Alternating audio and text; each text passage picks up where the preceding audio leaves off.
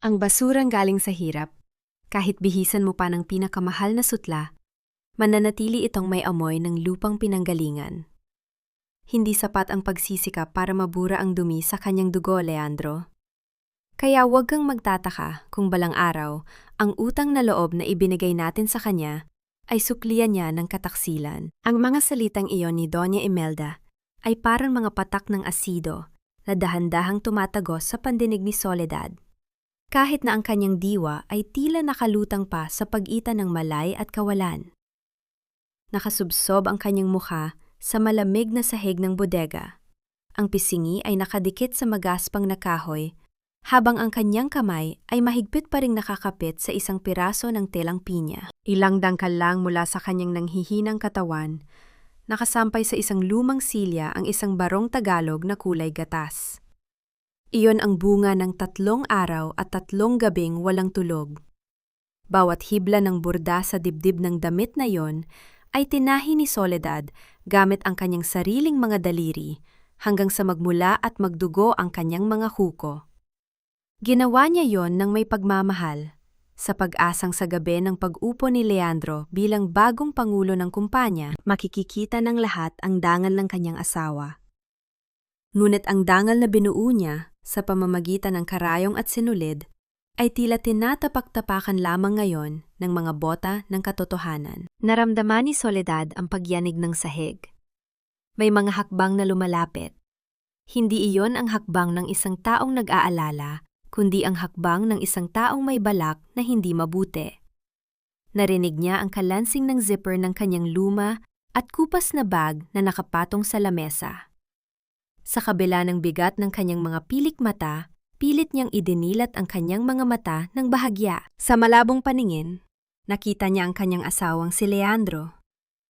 Walang bahid ng pag-aalala ang mukha nito habang nakatingin sa kanya. Sa halip na buhatin ng asawa at dalhin sa kama, may hawak itong maliit at itim na bagay. Isang maliit na kusing na tila bakal na may kumukurap-kurap na pulang ilaw.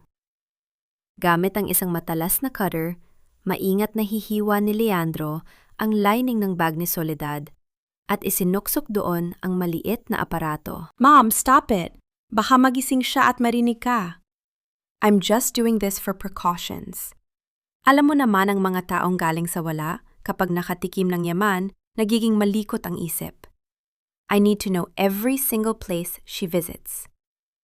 Ayaw kong mapahiya ang pangalan ng mga Valderrama dahil lang sa isang simpleng babaeng hindi marunong tumanaw ng utang na loob. Ang tinig ni Leandro ay parang yelo na dumadaloy sa likod ni Soledad. Gusto niyang sumigaw. Gusto niyang itanong kung bakit. Bakit kailangang lagyan ng tanikala ang kanyang kalayaan pagkatapos ng lahat ng kanyang sakripisyo? Bakit ang pag-ibig na ipinangako sa kanya sa harap ng altar ay nauwi sa isang digital na hawla? Ramdam ni Soledad ang panunuyo ng kanyang lalamunan. Ang bawat tibok ng kanyang puso ay tila isang mabigat na martilyo na humahampas sa kanyang dibdib, yumilikha na isang mapurol na sakit na kumakalat sa buong katawan. Ang lamig ng sahig ay unti-unting nanunuot sa kanyang mga buto, ngunit mas matindi ang lamig na nagmumula sa mga taong tinuring niyang pamilya. Naramdaman niya ang dahan-dahang pag-alis ng dalawa. Ang tunog ng pagsara ng pinto ay tila isang haton ng kamatayan sa kanyang natitirang tiwala. Naiwan siyang mag-isa sa dilim ng bodega, kasama ang barong Tagalog na puno ng kanyang pawis at pangarap. Ang bawat tahi na ginawa niya ng may pag-asa ay tila naging mga tinik na ngayon ay bumabaon sa kanyang sariling kaluluwa. Sa gitna ng katahimikan, isang tanong ang paulit-ulit na umalingaw-ngaw sa kanyang isipan. Kasing pait ng apdo at kasing talim ng karayom. Hanggang kailan kailangang manahin ng pasensya ang isang pusong punong-puno na ng mga sugat na hindi nakikita? May bukas pa ba para sa isang mananahing ang tanging hawak na sinulid ay ang sarili niyang mga luha? Ubusin mo ang bawat butil na yan, Soledad. Huwag mong hahayaang masayang ang biyayang galing sa mga Valderrama dahil tandaan mo, bawat sentiment pumasok sa katawan mo at nang namayapa mong ina ay galing sa pawis at dangal ng pamilyang ito. Ang tinig ni Doña Imelda ay parang isang matalim na kuko na kumakalmot sa porsela ng plato. Sa harap ng kanyang mga kaibigang alta, na abala sa paghigop ng mamahaling tsaa, itinulak niya ang isang maliit na platito ng mga tira-tirang kakanin sa harap ni Soledad. Nakayuko si Soledad. Ang kanyang mga daliri na may mga sariwang sugat mula sa pananahi ay nanginginig habang hawak ang tinidor. Bawat subo niya ay tila may kasamang maliliit na bubog na bumabara sa kanyang lalamunan. Hindi ito isang simpleng almusal. Ito ay isang ritual ng pagpapakumbaba. Ang bawat sulyap ng mga panauhin ay tila mga latigo na humahampas sa kanyang balat, pinapaalala sa kanya na siya ay isang banyagang ligaw sa mundong puno ng ginto at diamante. Naalala pa ni Soledad ang amoy ng gamot at ang tunog ng makinang nagpapanatili sa hininga ng kanyang ina 5 taon na ang nakalilipas. Sa gitna ng kawalan ng pag-asa, dumating si Doña Imelda na parang isang anghel. Dalang isang tseke na nagdugtong sa buhay ng kanyang magulang. Ngunit ngayon niya lang napagtanto, ang tsekeng iyon ay hindi tulong, kundi isang kasunduan sa pagbili ng kanyang kaluluwa. Ang utang na loob ay naging isang makapal na tanikala na nakapulupot sa kanyang leeg at si Doña Imelda ang may hawak ng dulo nito. Pumasok si Leandro sa silid, amoy mamahaling pabango at seryoso ang muka. Hindi man lang siya tumingin sa kanyang asawa, ang kanyang mga mata ay nakatuon sa screen ng kanyang cellphone. Ang kanyang mga daliri ay mabilis na naglalakbay sa ibabaw nito. Alam ni Soledad kung ano ang tinitingnan nito. Isang mapa, isang tuldok na kumakatawan sa kanyang kinaroroonan. Ang bawat hakbang ni Soledad ay nakarecord, bawat paghinga niya ay tila binabantayan ng isang mata na hindi nakapikit. Sol, pakikuha naman ang blazer ko sa itaas. At siguraduhin mong walang kahit isang hibla ng himulmol.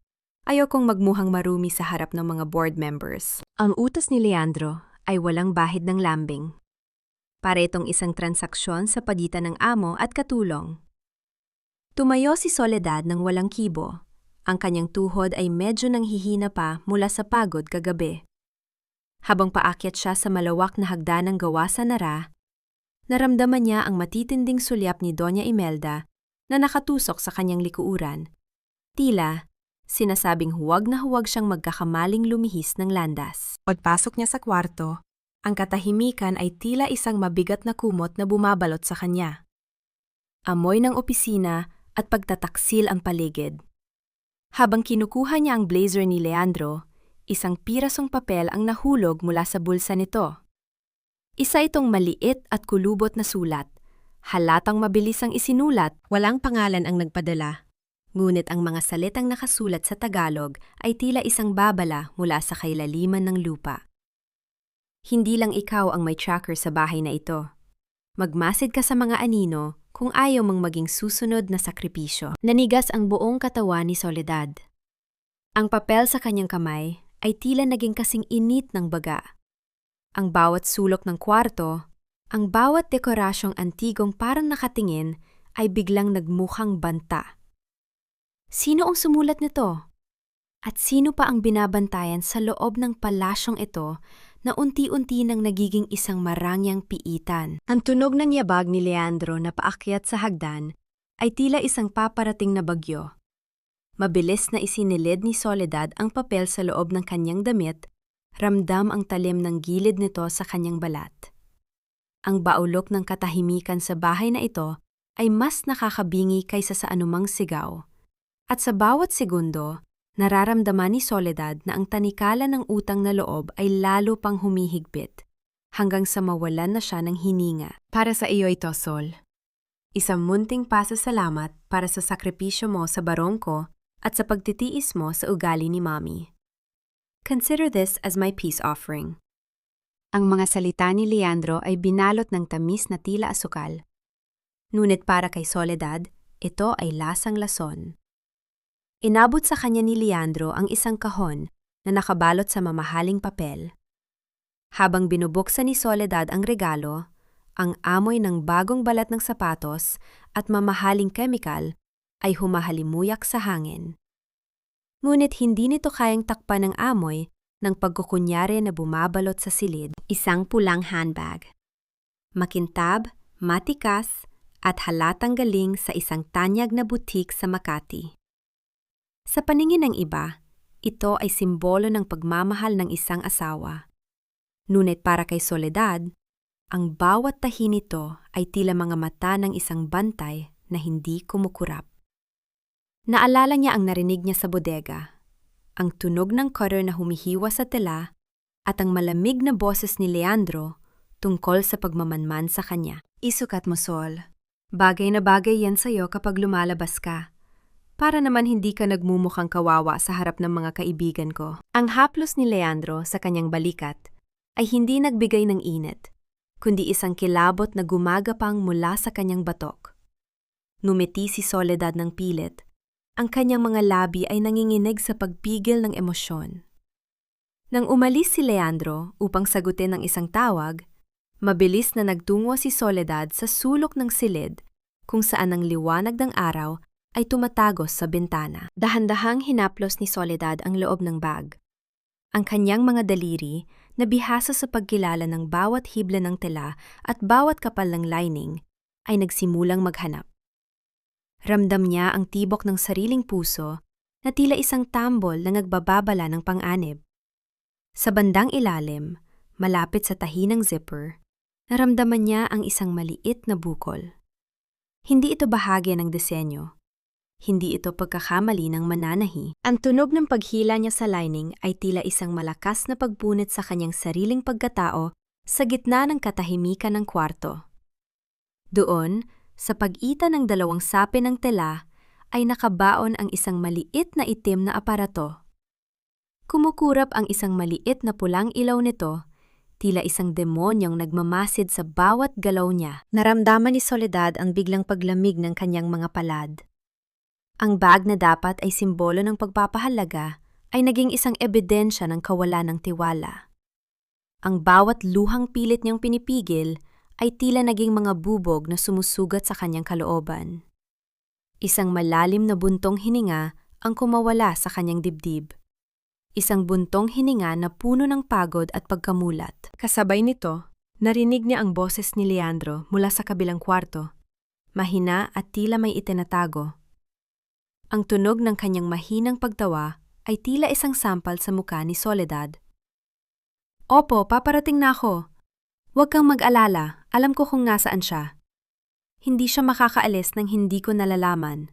Bulong ni Leandro sa telepono. Napaupo si Soledad sa gilid ng kama. Ang handbag ay dahan-dahang nahulog mula sa kanyang kamay at tumama sa carpeted na sahig ng walang ingay. Ang mundo niya ay tila isang malaking entablado, kung saan siya ang bida sa isang trahedya na siya lang ang hindi nakakaalam ng dulo. Kung ang bawat hakbang niya ay bilang na at ang bawat salita niya ay naitatala, saan pa siya pwedeng tumakbo?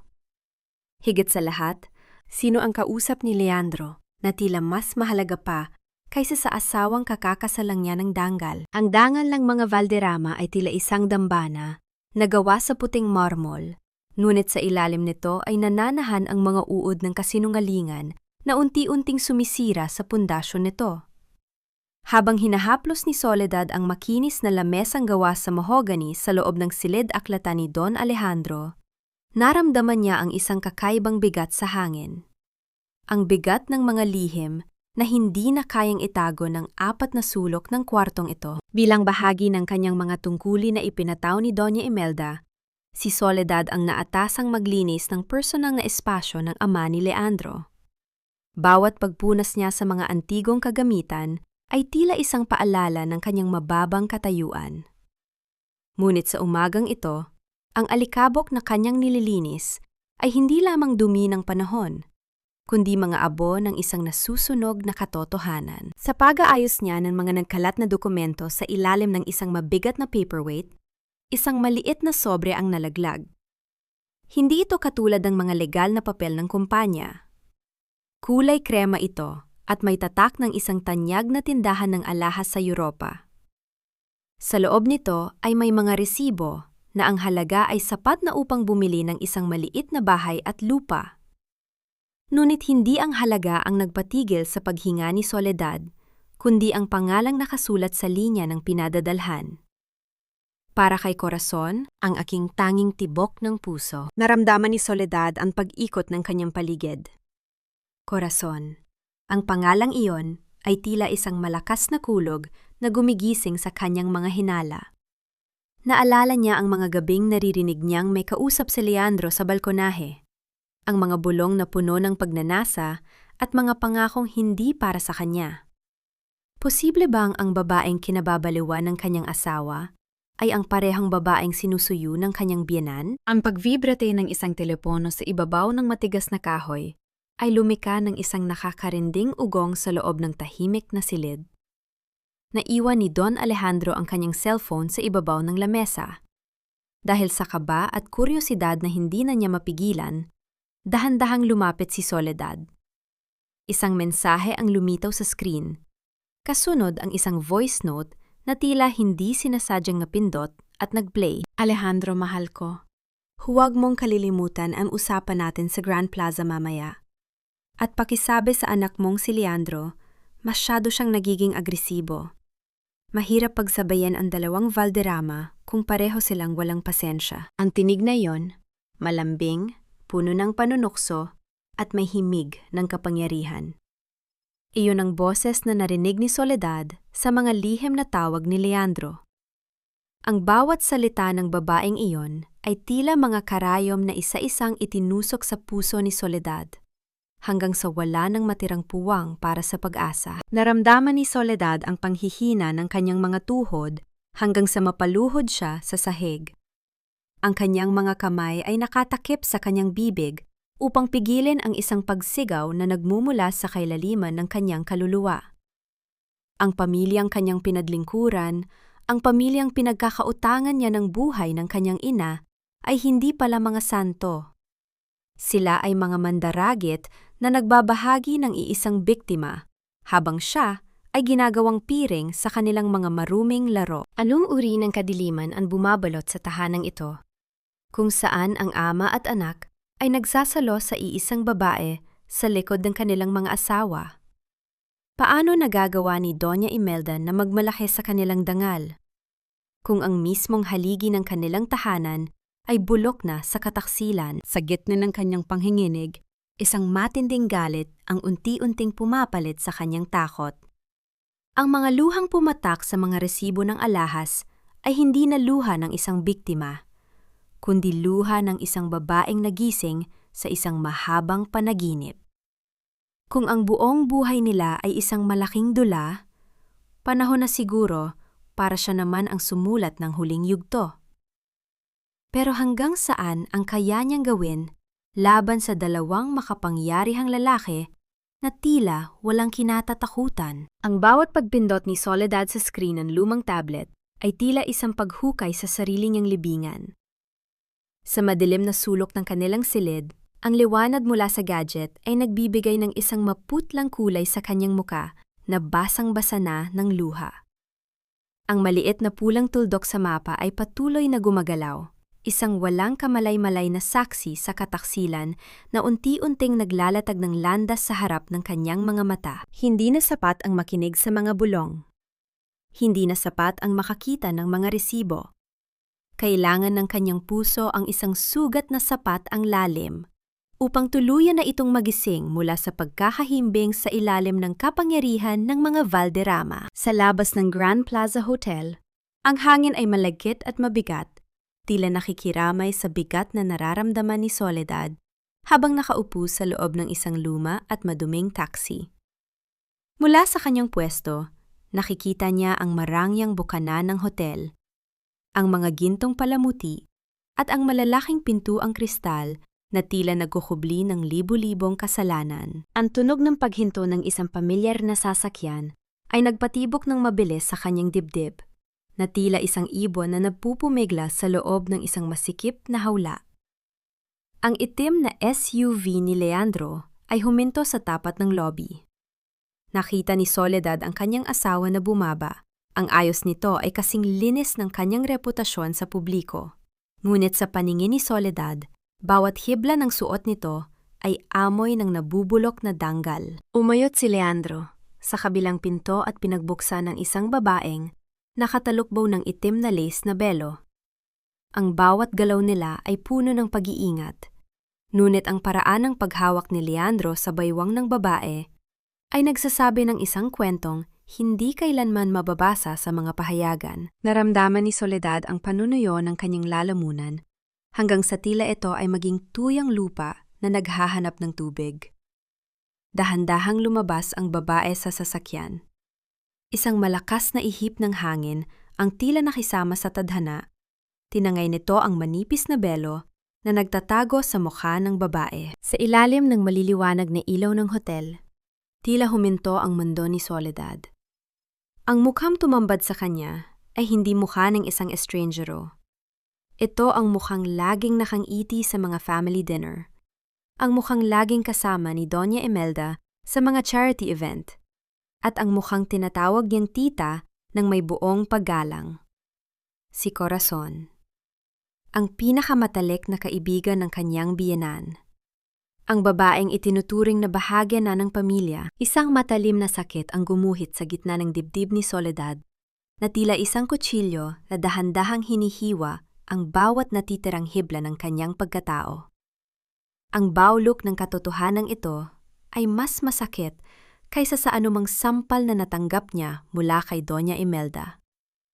Ang babaeng pinagkakatiwalaan ng kanyang binan, ang babaeng laging nagpapayo sa kanya na maging mabuting asawa, ay ang parehong babaeng sumisira sa kanyang tahanan. Habang pinapanood niyang pumasok ang dalawa sa loob ng hotel, ramdam ni Soledad ang unti-unting paglamig ng kanyang buong katawan.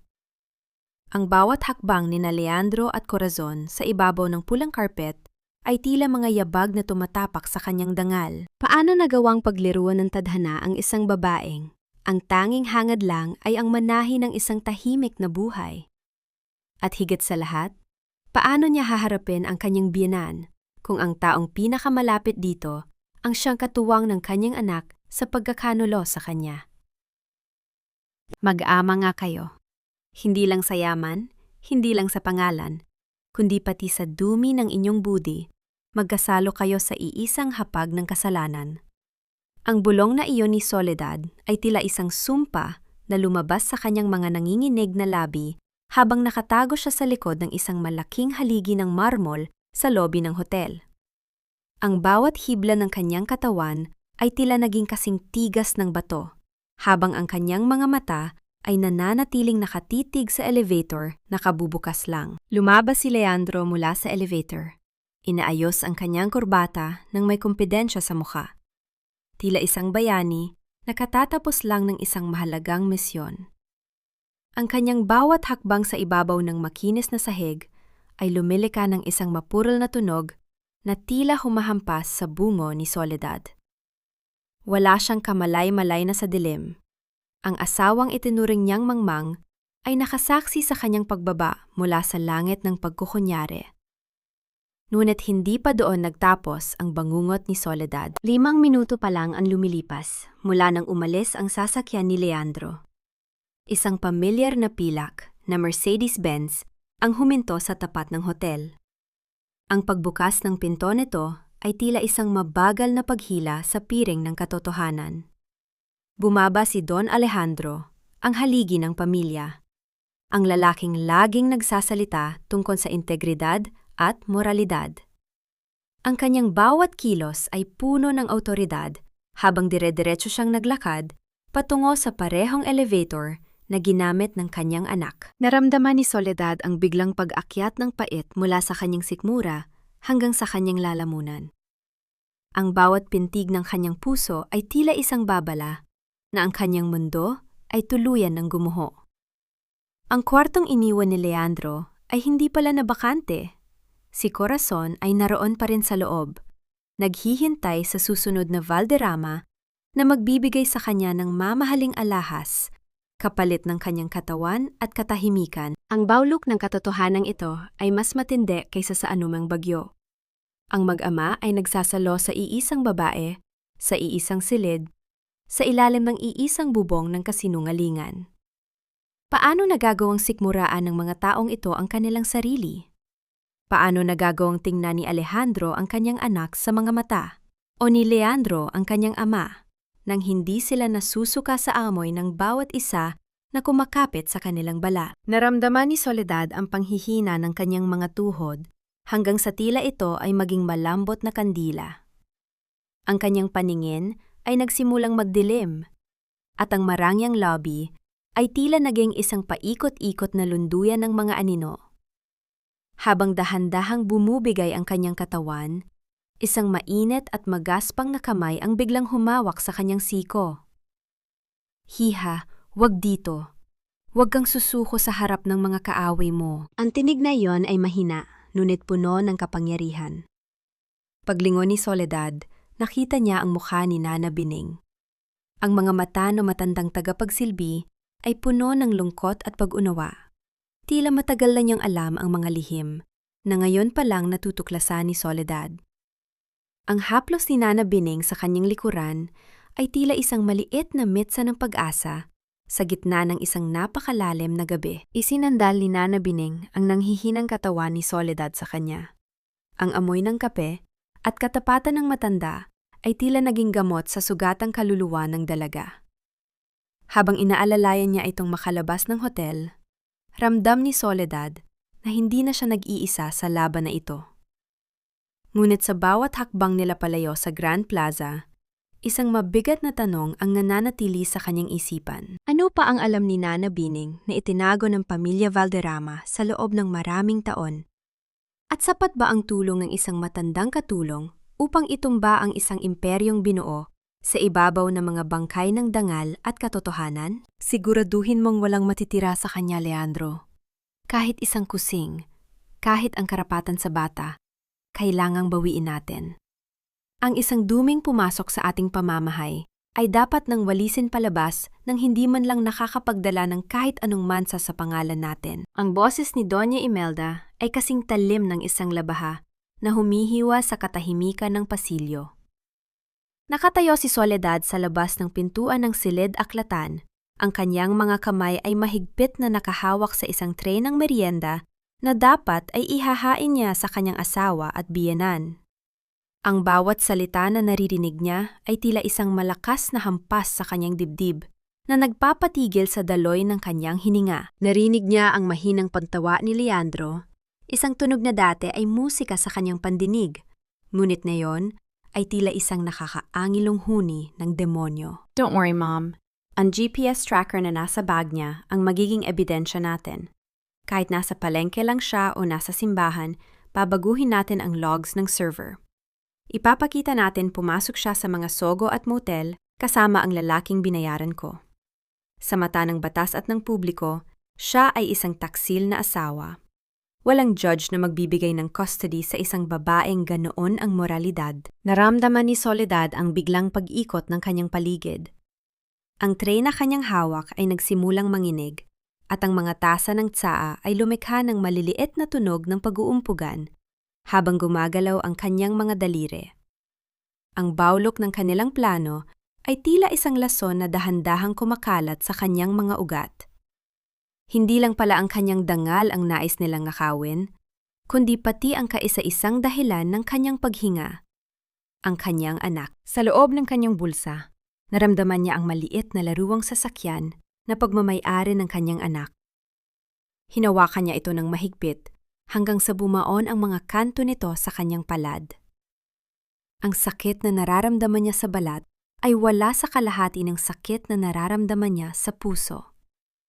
Paano nagagawang sikmuraan ni Leandro na itapon ng asawang nagmahal sa kanya ng tapat, kapalit ng isang buktot na plano para lang maisalba ang kanilang maruming reputasyon? And the best part, Mom? Dagdag pa ni Leandro. Ang kanyang boses ay puno ng kayabangan. Gagamitin natin ang utang na loob ng pamilya niya. Sasabihin natin, dahil sa sobrang pagluwag natin sa kanya, nakuha pa niyang gumawa ng kalaswaan. We will turn the public against her. Gagawin nating impyerno ang buhay niya sa labas ng bahay na ito. Ang bawat hakbang ni Soledad palayo sa pintuan ay tila isang paglalakad sa ibabaw ng mga bubog. Ang bawat paghinga niya ay tila may kasamang abo na sumasakal sa kanyang baga. Ang pamilyang kanyang pinagsilbihan ng buong katapatan ay nagluluto na ng kanyang sariling libingan habang siya ay nakatayo sa kanilang harap. Pumasok siya sa kanyang kwarto at mabilis na isinara ang pinto nang walang nililihang ingay. Isinanda niya ang kanyang likod sa malamig na kahoy.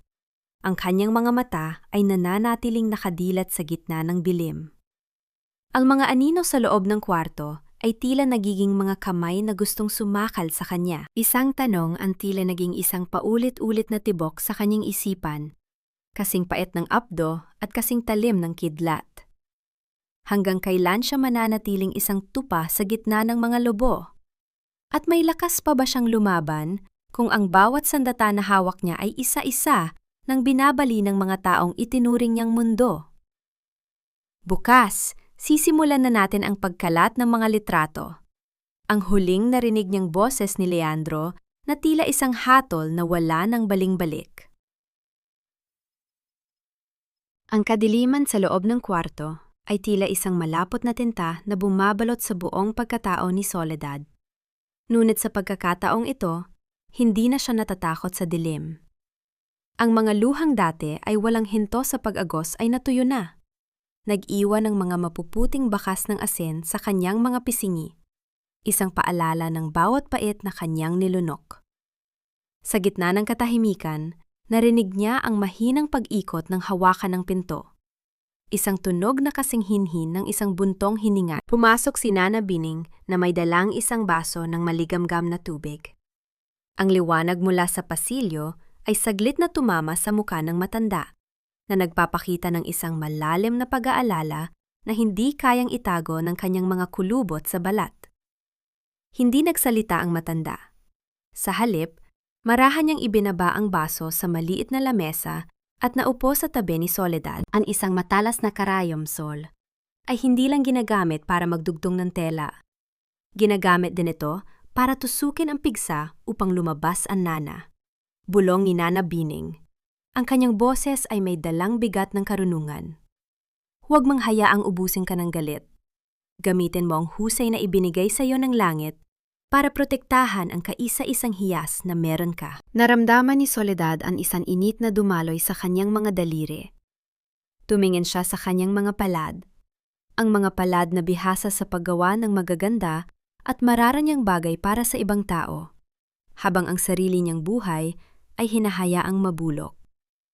Isang matinding liwanag ng determinasyon ang biglang sumiklab sa kanyang mga mata. Hindi lang siya isang mananahi. Siya ay isang arkitekto ng mga hibla.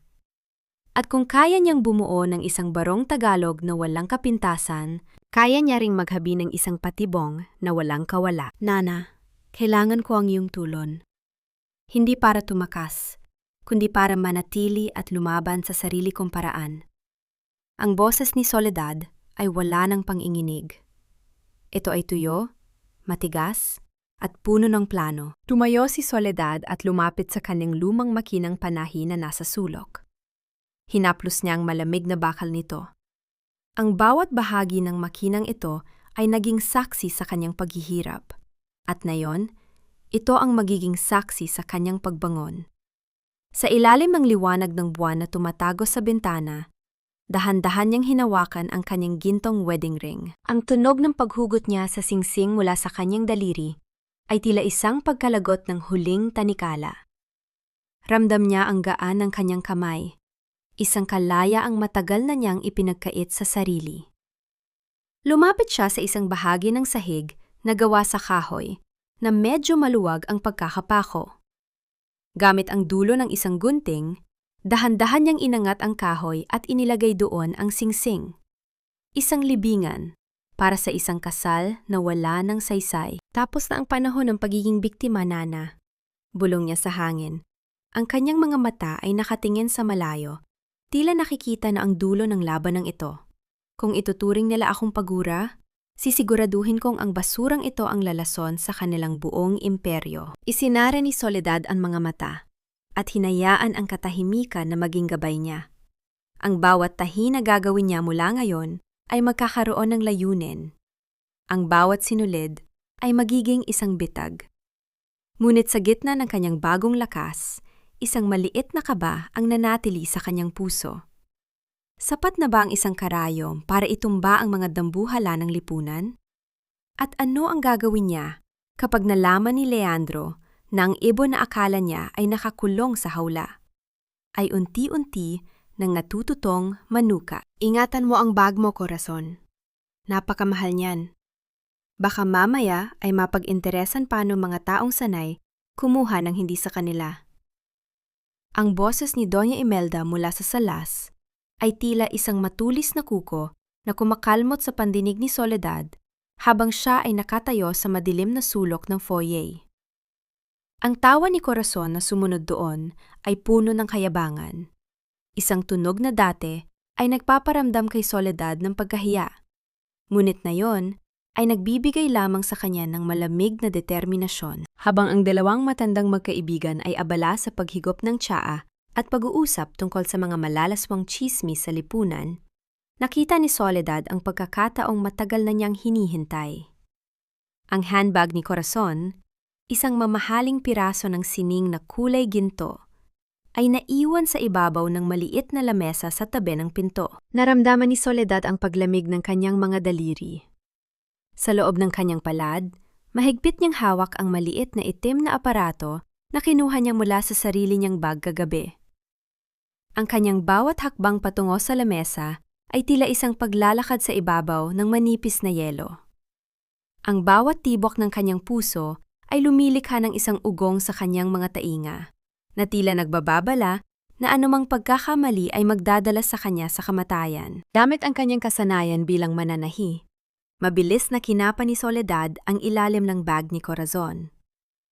Ang kanyang mga kuko ay dahan-dahang humanap ng isang bahagi ng tahi na medyo maluwag. Naramdaman niya ang pakiramdam ng tela na bumibigay. Isang huni ng pagkapunit na sadyang napakahina, ngunit sa kanyang pandinig ay tila isang pagsabog sa gitna ng katahimikan. Isinuksok niya ang tracker sa loob ng lining ng bag ni Corazon. Ang kanyang mga daliri ay mabilis na gumalaw, tila sumasayaw sa ibabaw ng tela habang maingat niyang ibinabalik ang ayos ng tahi upang walang mahalata ang sinuman. Ang baulok ng kanyang kaba ay tila sumasakal sa kanya. Ngunit hindi siya tumigil hanggang sa maramdaman niyang maayos na ang lahat. Eksaktong pagtayo niya, narinig niya ang mabibigat na yabag ni Leandro mula sa hagdanan. Ang tunog ng mga sapatos nito sa sahig ay tila papalapit na bagyo. Sol, anong ginagawa mo rito sa tabi ng pinto? Ang boses ni Leandro ay puno ng hinala. Ang kanyang mga mata ay naniningkit habang nakatingin sa asawang tila napatigil sa paghinga. Naramdaman ni Soledad ang isang butil ng pawis na gumagapang mula sa kanyang noo. Ngunit pinilit niyang panatilihing kalmado ang kanyang muka. Inaayos ko lang ang mga sapatos mo, Leandro. Ayaw ni Mommy na makitang nagkakalat ang mga gamit mo rito sa daanan. Ang tugon ni Soledad. Ang kanyang boses ay malumanay at may himig ng pagpapakumbaba na dati niyang ginagamit bilang balute. Tumingin si Leandro sa bag ni Corazon. Pagkatapos ay muli sa kanyang asawa. Ang tensyon sa pagitan nila ay tila isang mahigpit na lubid, na anumang sandali ay mapuputol. Pagkalipas ng ilang segundo, na tila tumagal ng isang siglo, kinuha ni Leandro ang kanyang susi ng sasakyan sa ibabaw ng lamesa at tumalikod. Make sure you finish your chores, Sol. At huwag kang lalabas ng bahay nang walang paalam. Alam mo na kung gaano kahigpit ang seguridad na yon? Huling sabi ni Leandro bago siya lumabas. Kasunod si Corazon na kinuha ang kanyang bag ng walang hinala. Naiwan si Soledad na nakatayo sa gitna ng foyer. Ang kanyang mga kamay ay nanginginig pa rin, ngunit ang kanyang puso ay puno ng isang madilim na katuwaan. Ang bitag ay nailatag na. Ang tracker na dapat ay gagamitin laban sa kanya ay kasama na ngayon ng babaeng sumira sa kanyang buhay. Ang bawat hakbang ni Corazon, ang bawat lihim na pagkikita nila ni Leandro o ni Don Alejandro, ay itatala na ngayon ng aparatong iyon. Habang pinapanood niya ang sasakyan na paalis, isang tanong ang nanatili sa kanyang isipan. kasing talim ng karayom na pumatay sa kanyang tiwala. Sino ang susunod na iiyak kapag ang lahat ng dumi ay lumabas na sa ilalim ng kanilang mga mararangyang kasuotan? Kaya ba nilang panahiin ang kanilang mga nasirang reputasyon kapag ang katotohanan na ang humiwa sa kanilang mga pagkatao? Tingnan mo ang babaeng yan. Akala mo ay santita kung kumilos? Yun pala ay isang makasala ng ahas na marunong magtago sa ilalim ng telang pinya. Ang bulong na yon mula sa isa sa mga katulong sa kusina ay tila isang kumpol ng mga bubuyog na sumusugod sa pandinig ni Soledad habang siya ay naglalakad patungo sa hapagkainan. Hindi lang yon isang simpleng bulong. Yon ay isang lason na dahan-dahang kumakalat sa bawat sulok ng mansyon ng mga Valderrama. Alam ni Soledad na ang bagyong ito ay hindi natural na dumating.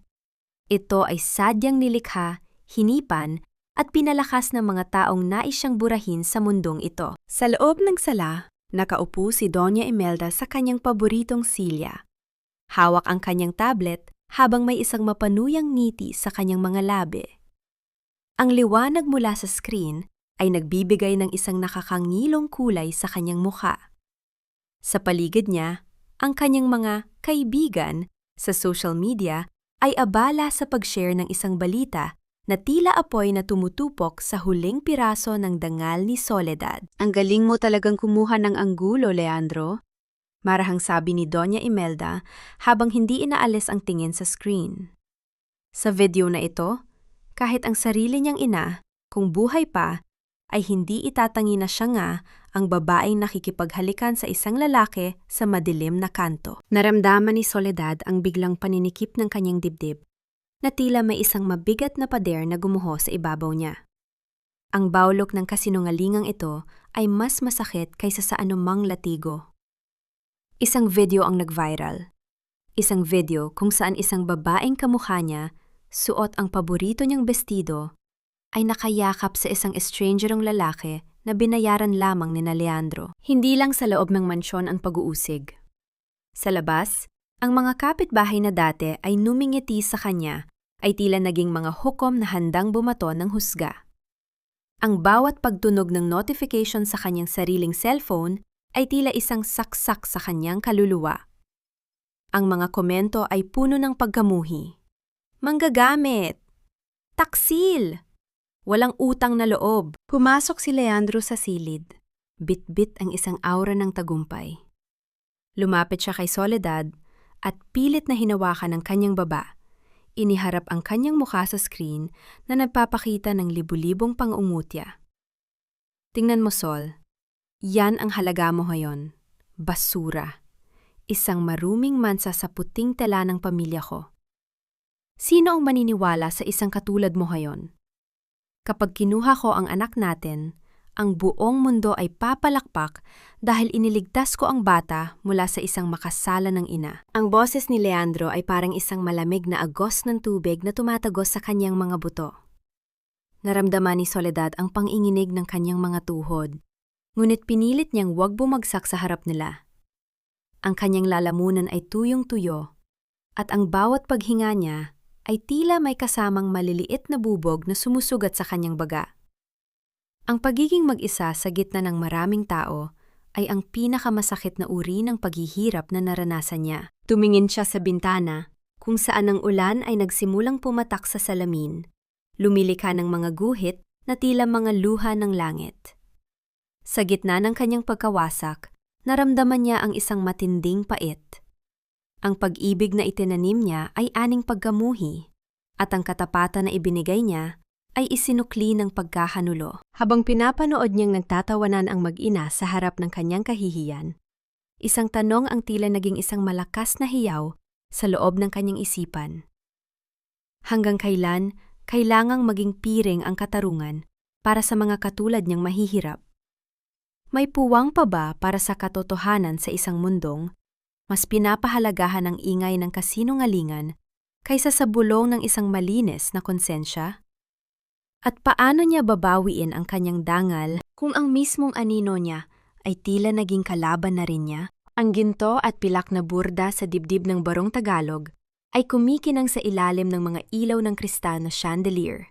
tila mga bituin na nagtatago ng isang madilim na katotohanan. Habang inaayos ni Soledad ang kwelyo ni Leandro, naramdaman niya ang init ng katawan ng asawang matagal na niyang itinuring na katuwang sa buhay. Ngunit ngayon, ay tila isang estrangherong may dalang lason. Ang bawat haplos ng kanyang mga daliri sa tela ay puno ng isang nakakangilong irony. Ang damit na tahi sa pag-ibig ay magiging shroud ng dangan ng lalaking ito sa loob ng ilang oras. Siguraduhin mong nakatayo ka sa likod, Sol. Ayokong makita ng mga investors ang mukha mo pagkatapos ng iskandalong ginawa mo. Manatili ka sa anino kung saan ka nararapat. Ang boses ni Leandro ay puno ng puot. Tila bawat salita ay isang latigong humahampas sa pagkatao ni Soledad. Hindi sumagot si Soledad.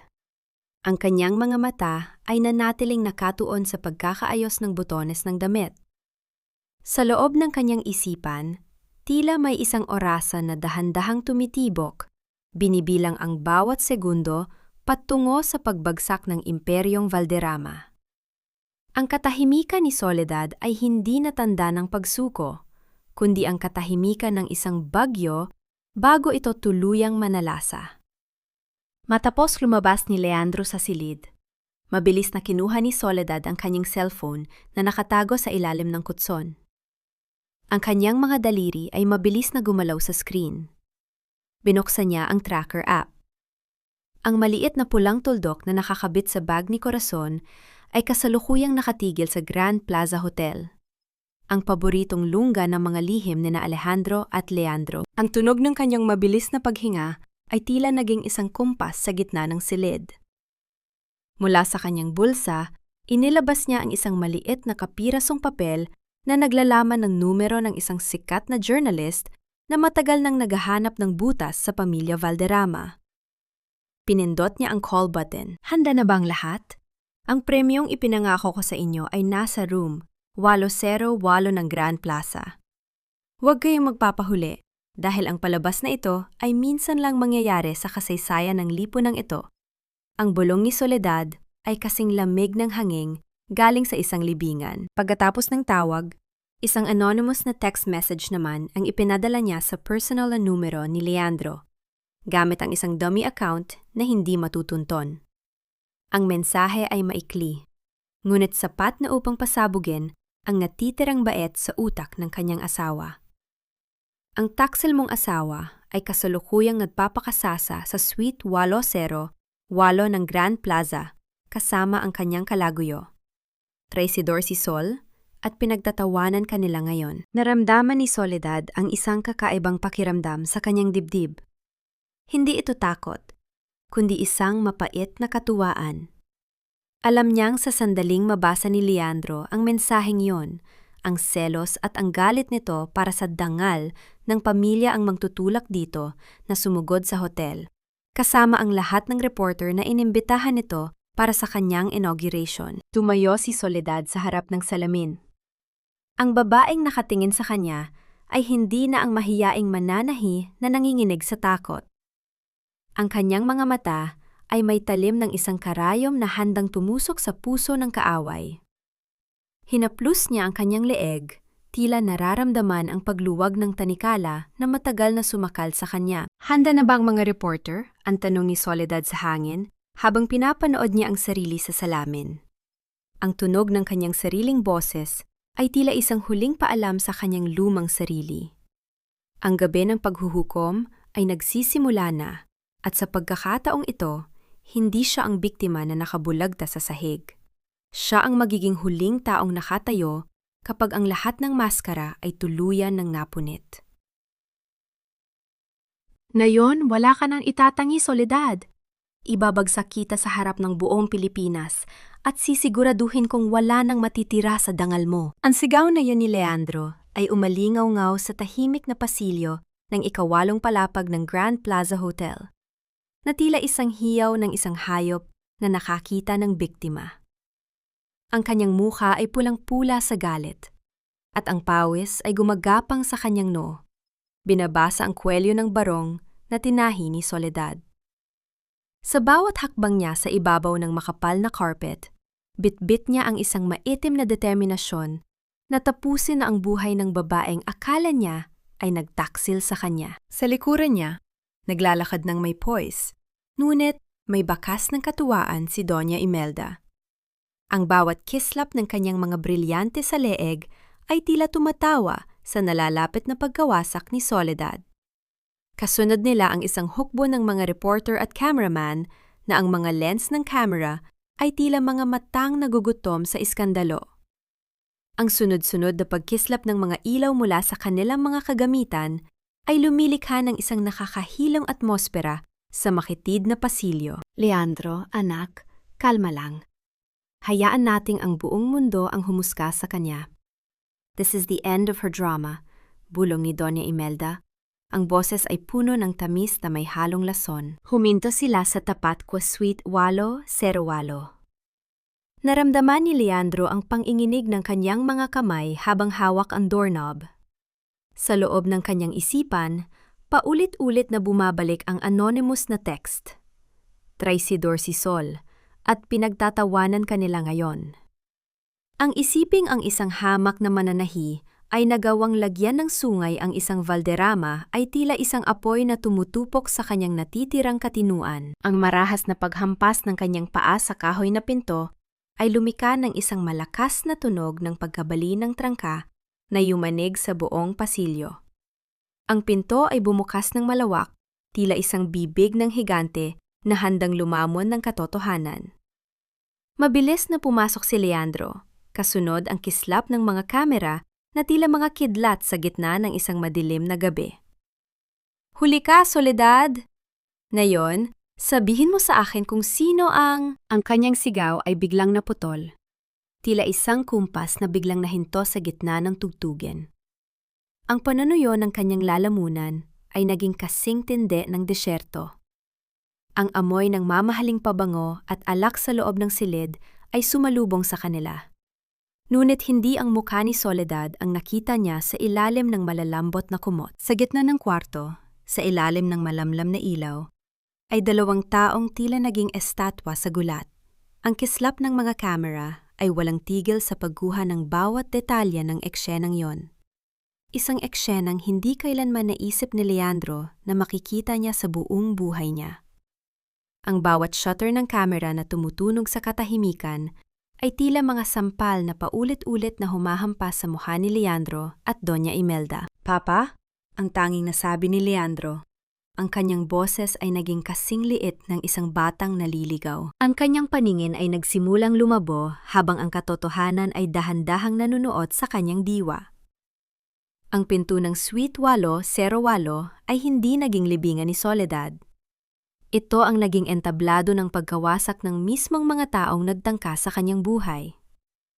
Sa gitna ng kaguluhan, isang pamilyar na bulto ang nakatayo sa isang madilim na sulok mang silid, payapang nanonood sa pagguho ng Imperyong Valderrama. Sino ang tunay na may hawak ng sinulid sa larong ito? At hanggang saan abot ang kahihiyang ito bago sumikat ang araw? Pirmahan niyo ito o panonoorin ninyo ang bawat sentimo ng inyong yaman na maglaho kasama ng inyong kalayaan sa loob ng selda. Ang boses ni Soledad ay kasing lamig ng asero. Walang bahid ng pag-aalinlangan habang inilalatag niya ang mga dokumento sa ibabaw ng magulong, kama ng Suite 808. Ang bawlok ng sandaling ito ay hindi nanggagaling sa pisikal na pananakit, kundi sa talim ng katotohanang binitawan niya. Ang mga Valderrama na dati ay tila mga Diyos sa kanilang trono ay nakaluhod na ngayon sa paanan ng babaeng itinuring nilang basahan. Narinig ang mabigat na pagbagsak ng katawan ni Doña Imelda sa sahig, isang tunog na tila isang sako ng bigas na nawalan ng laman. Ang kanyang paghinga ay naging mabilis at gapi. Ang kalahati ng kanyang muka ay tila nanigas na. Isang malinaw na tanda ng atake sa utak dahil sa tindi ng kahihiyang sinapit. Ang kanyang mga mata na dati ay puno ng pangumutya ay tila naging mga bintana na lamang ng isang nawawasak na kaluluwa. Walang sinuman sa mga reporter ang lumapit upang tumulong. Ang bawat pagkislap ng kanilang mga kamera ay tila mga tuka ng buwetre na kumakain sa bangkay ng kanyang reputasyon. Sol, please, Huwag mong gawin ito. Pamilya tayo. Ang pagmamakaawa ni Leandro ay tila isang nakakaawang huni ng isang nadurog na insekto. Ang kanyang mga kamay ay nanginginig habang hawak ang ballpen. Ang tunog ng pagkayod ng dulo nito sa papel ay lumikha ng isang mapurol na ingay sa gitna ng katahimikan. Bawat titik na isinusulat niya sa divorce papers ay tila isang bahagi ng kanyang sarili na pinupunit. Si Don Alejandro naman, na tila nawala na ng lakas upang lumaban, ay sumunod sa pagpirma ng nakayuko. Ang kanyang balikat ay bagsak na tila pasan ang buong mundo ng kahihiyan. Naramdaman ni Soledad ang bawat pintig ng kanyang puso, na tila isang martilyo ng katarungan. Nang makuha niya ang mga pirmadong dokumento, dahan-dahan niyang itinupi ang mga ito. Ang pakiramdam ng papel sa kanyang mga daliri ay mas matamis pa sa anumang mamahaling sutla na tinahi niya sa buong buhay niya. Ang utang na loob na lagi ninyong isinusumbat sa akin ay bayad na. Ang buhay ng ina ko na iniligtas ninyo ay tinumbasan ko ng 5 taon ng pagiging alipin sa bahay na ito. Wala na tayong atraso sa isa't isa. Ang huling salita ni Soledad ay kasing bigat ng isang hatol na wala ng apela. Tumalikod siya at naglakad palabas ng silid. Hindi man lang dilingon ang mag-amang naiwan sa gitna ng kaguluhan. Ang bawat hakbang niya sa pasilyo ng hotel ay tila isang paglipad palayo sa isang madilim na bilangguan. Ang hangin sa labas ng Grand Plaza ay tila mas sariwa, mas malinis, at puno ng amoy ng bagong simula. Sa loob ng kanyang sasakyan, nandoon si Nana Bining, yakap-yakap ang kanyang anak. Ang tunog ng mahinang hilik ng bata ay tila isang himig ng tagumpay para kay Soledad. Niyakap niya ang kanyang anak ng mahigpit. Ang kanyang mga luha ay sa wakas ay pumatak na. Hindi dahil sa sakit, kundi dahil sa ginhawa. Ngunit sa gitna ng kanyang paglaya, isang anino ng pag-aalala ang dumaan sa kanyang isipan. Ang mga Valderrama ay tumba na, ngunit ang mga sugat na iniwan nila sa kanyang pagkatao ay malalim pa sa dagat. Paano niya itatayo ang isang bagong buhay mula sa mga abo ng kanyang nakaraan? At sapat na ba ang mga dokumentong ito upang tuluyan siyang maprotektahan mula sa pot ng mga taong nawalan ng lahat dahil sa kanya? Ang malalaking pintuan ng Mansyong Valderrama ay nababalutan na ngayon ng makapal na kadena at isang opisyal na paunawa ng pagkakasamsam ng ari-arian. Ang baulok ng katahimikan sa paligid ng dati ay marangyang tahanan ay tila isang kumpirmasyon na ang bawat kaharian na itinayo sa ibabaw ng kasinungalingan ay itinakdang gumuho. Ang mga damo sa harden ay unti-unti nang kinakain ang mga estatwang marmol, at ang amoy ng luma at amag ay pumalit na sa halimuyak ng mga mamahaling bulaklak. Balitang-balita sa buong bansa ang pagbagsak ng mga Valderrama. Si Don Alejandro ay nahaharap sa sunod-sunod na kaso ng malversation at pandaraya, habang si Leandro ay naging isang anino na lamang ng kanyang dating sarili. Palipat-lipat sa mga murang apartment, tinataguan ang mga taong pinagkakautangan niya. Si Doña Imelda naman ay nananatili sa isang pasilidad para sa mga may sakit, nakaupo sa isang wheelchair at nakatingin sa kawalan. Ang kanyang tanging kasama ay ang mga alaala ng isang dangal na siya rin ang sumira. Makalipas ang 1 taon, ang tunog ng mga makina ng panahi sa loob ng isang maliwanag at maaliwalas na atelier sa gilid ng dagat ay tila isang masayang kanta ng pag-asa. Hindi ito ang tunog ng paghihirap, kundi ang ritmo ng paglika. Ang bawat pag-ikot ng karayom at ang bawat mabilis na pagdaloy ng sinulid sa tela ay nagbibigay ng buhay sa mga disenyo na sumisimbolo sa lakas ng isang babae. Si Soledad ay nakatayo sa gitna ng kanyang suungmay, suot niya isang simpleng puting bestido na siya mismo ang gumawa. Ang kanyang buhok ay hinahayaan niyang malipad ng hangin galing sa dagat, at ang kanyang mga mata ay wala ng bakas ng takot o lungkot. Sa kanyang tabi, si Nana Bining ay abala sa pagtuturo sa mga bagong mananahi, mga babaeng katulad ni Soledad na nakaranas din ng mga bagyo sa buhay, nuit naghahanap ng pagkakataong makatayo muli. Ang bawat piraso ng damit na lumalabas sa atelier na ito ay may tatak na laya.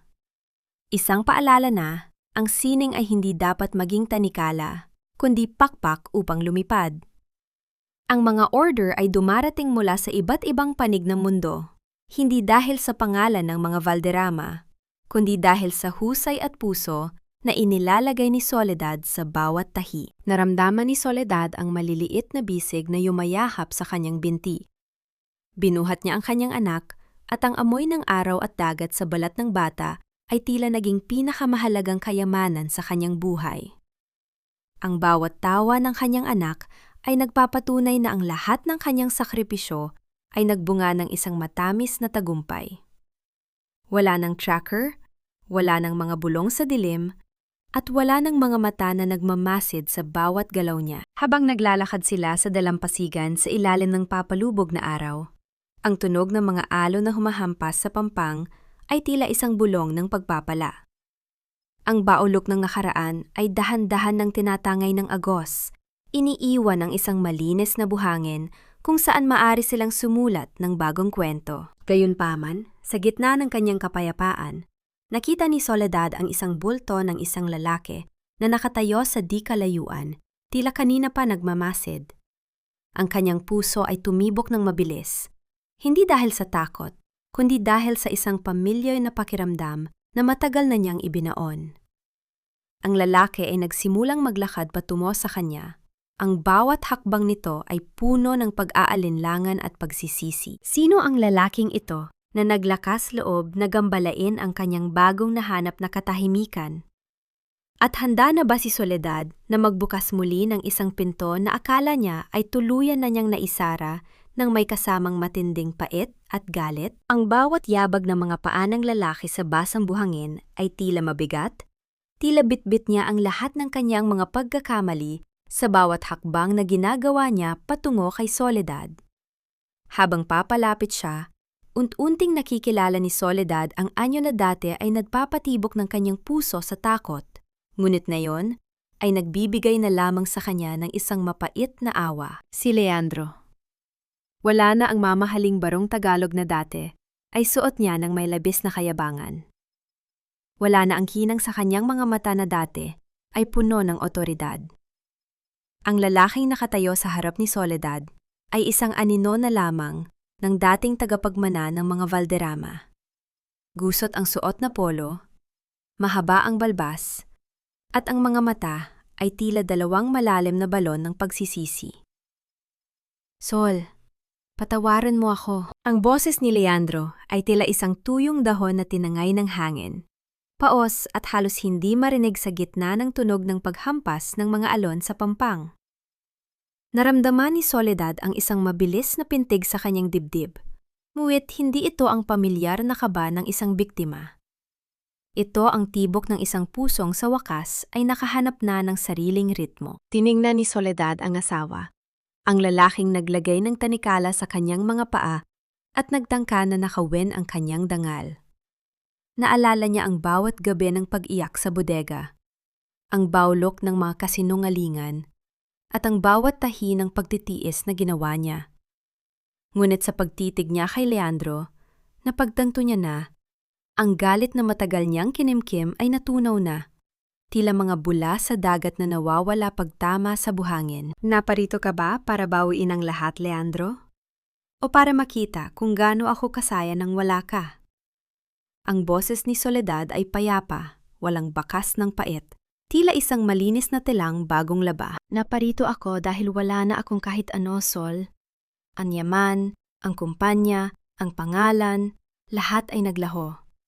Ngunit ang pinakamasakit ay ang malaman na sa lahat ng nawala sa akin, ang pagkakataong mahalin ka, nang tama ang kaisa-isang bagay na hindi ko na mababawi kailanman.